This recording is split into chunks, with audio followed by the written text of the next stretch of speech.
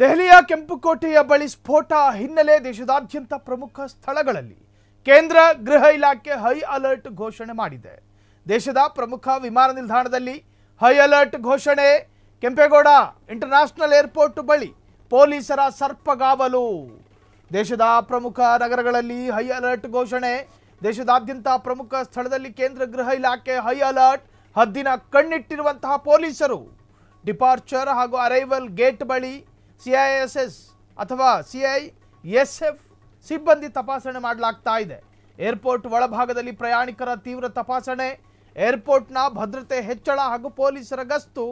ಅನುಮಾನಾಸ್ಪದ ವಸ್ತು ಕಂಡು ಬಂದಲ್ಲಿ, ಅನುಮಾನಾಸ್ಪದ ವ್ಯಕ್ತಿಗಳು ಕಂಡು ಬಂದಲ್ಲಿ ತಕ್ಷಣವೇ ವಿಚಾರಣೆ, ತಕ್ಷಣವೇ ಎನ್ಕ್ವೈರಿ, ಕಸ್ಟಡಿಗೆ ತೆಗೆದು ವಿಚಾರಣೆ ನಡೆಸೋ ಸಾಧ್ಯತೆಗಳಿದ್ದಾವೆ.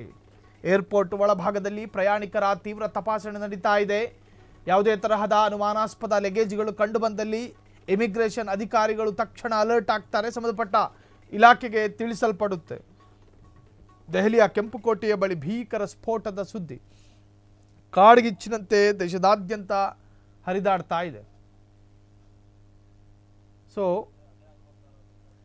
ಹಾಗಾಗಿ ದೇಶದಾದ್ಯಂತ ಈಗ ಹೈ ಅಲರ್ಟ್ ಘೋಷಣೆ ಮಾಡಲಾಗಿದೆ. ಇನ್ನು ಕರ್ನಾಟಕದಲ್ಲೂ ಕೂಡ ಹೈ ಅಲರ್ಟ್ ಘೋಷಣೆ, ಸಂಬಂಧಪಟ್ಟ ಹಾಗೆ ತಪಾಸಣೆಯೂ ಕೂಡ ನಡೀತಾ ಇದೆ.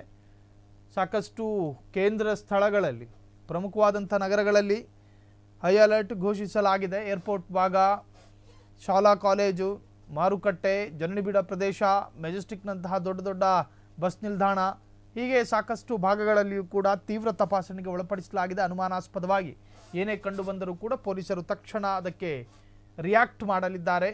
ದೇಶದಾದ್ಯಂತ ಭಾರಿ ಹೈ ಅಲರ್ಟ್ ಘೋಷಿಸಲಾಗಿದೆ.